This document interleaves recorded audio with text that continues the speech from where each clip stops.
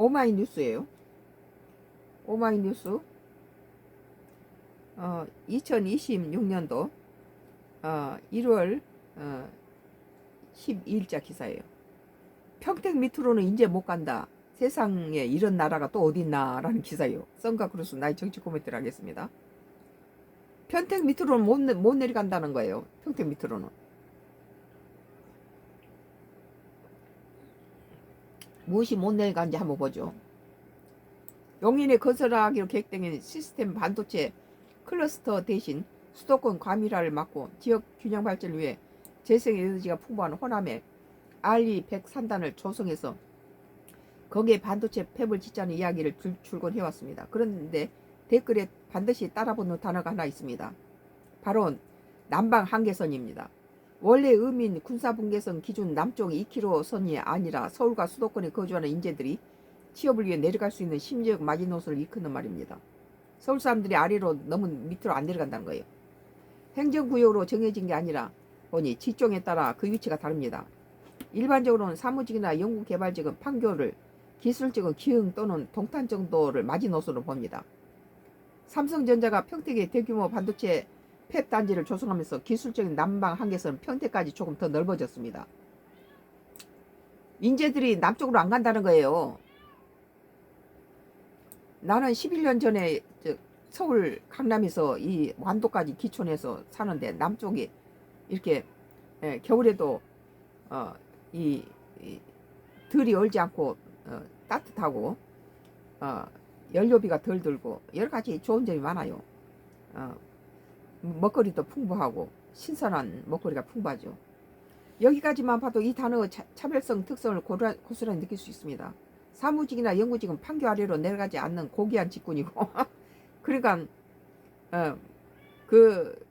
기술직은 그보다 낮은 직군이라 좀 더 멀리 갈 수 있고 의원직에 정의하고 있으니까요. 그러니까 머리는 좋은 놈들은 다 서울 근교에 있어야 되고 좀 다른 직종은 좀 멀리, 마지막은 평택 이후로는 그 밑으로는 안 간다는 거죠. 이 머리 좋은 사람들을, 반도체 한 사람들이. 그럼 저 남쪽으로 못 간다는 거예요. 일처럼 실체가 불분하고 차별적인 조언을 근거로 일부 언론들은 호남의 팹을 지어도 인재를 구하지 못해 운영이 어려울 것이라고 주장합니다. 이런 편견을 경계할 언론이 오히려 적극적으로 지방 차별을 조성하고 있는 셈이죠.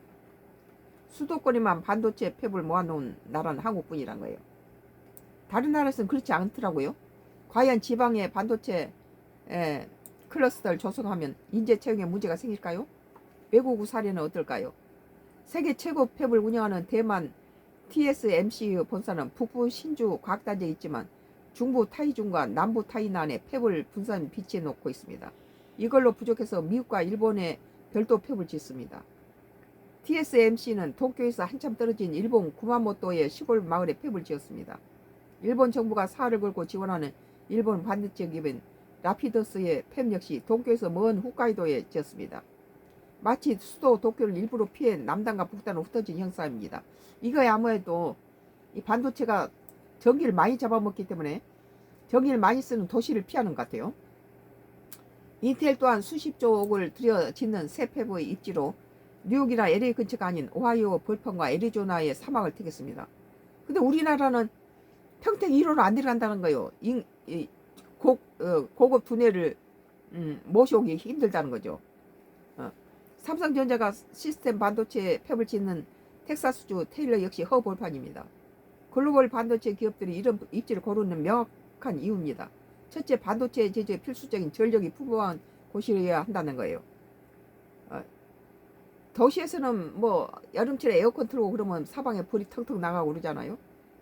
요즘은 안 그렇지만 옛날엔 그랬어요. 최첨단 EUV 노광 장비 한 대가 쓰는 전력량은 웬만한 마을 하나를 감당할 수준입니다. 반도체가 엄청난 전기를 쓰기 때문에 이런 도시라든지 근처는 안 되고 허벌판이 좋다는 거죠. 용인 클러스터 가동을 위해 원전이 16기에 달하는 전력이 필요하다는 점을 고려하면 전기가 있는 곳에 팹을 짓는 건 상식입니다. 둘째는 리스크 분산입니다. 천재지변이나 테러 등 예상치 못한 사고로 국가 전략이 한꺼번에 멈추지 않도록 분산을 배치하는 것입니다. 전쟁이 일어나 그랬을 때 이렇게 도시에 있으면 국가 전략 사업 옆에 있으면 좋지 않다는 거예요. 폭격의 대상이 되겠죠. 대만, 일본, 미국은 클러스터라는 이름 아래 모두 이업 항공에 몰아넣는 위험천만한 선택을 하지 않습니다. 우리나라만 이런 짓을 한다는 거예요. 유럽 팹은 아예 팹을 각각 다른 나라에 배치합니다. 그렇게 팹을 분산 배치해도 인재들을 채용하는 데 어려움이 없습니다. 반도체 팹을 운영하는 기업들은 대부분 세계적으로 임난 기업뿐 아니라 직원들에 대한 대우도 세계 최고 수준으로 해주기 때문입니다. 미국 텍사스 이름도 낯선 지방 소도시에 짓고 있는 삼성전자 팹에도 한국에 파견된 직원들이 잘만 일하고 있습니다. 지방에 팹을 지면 인재가 안 온다는 주장은 인과관계가 뒤바뀌었습니다. 국가가 모든 인플라와 기회를 수도권에만 몰아주니 인재들이 수도권 밖으로 나가는 걸 추락으로 여긴다는 거예요. 지방에 내려간 걸 아주 과거 포항예철소, 울산조선소, 여수화학단지를 만들 때 남방 한계선 때문에 인재가 가지 않을까 걱정했었나요? 국가가 전략적으로 결단하고 교육, 의료, 문화 환경을 함께 조성한다면 인재는 자연스럽게 모여듭니다.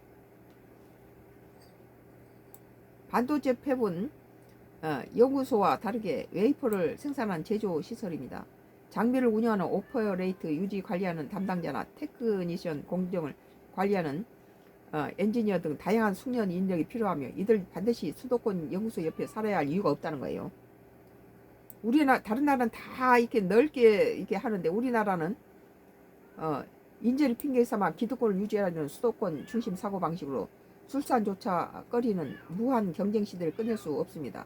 수도권의 살인적인 집값에 비해 저렴한 주거비용, 양질의 일자리, 그리고 국가 차원의 의료 교육 시설 지원만 뒷받침된다면 인재들은 줄을 서서 내려갈 것입니다.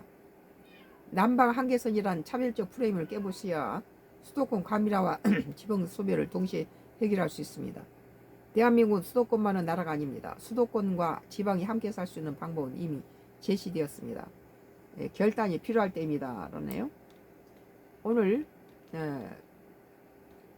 이 오마이뉴스에 2026년도 1월 12일자 기사 평택 밑으로 인재 못 간다. 인재들이 못 간다는 거예요. 세상에 이런 나라가 또 어디 있나라는 기사에 대해서 선각으로서 나의 정치 코멘트를 했습니다. 이제 마지막 정치 코멘트를 또 하겠습니다. 마지막 정치 코멘트는요.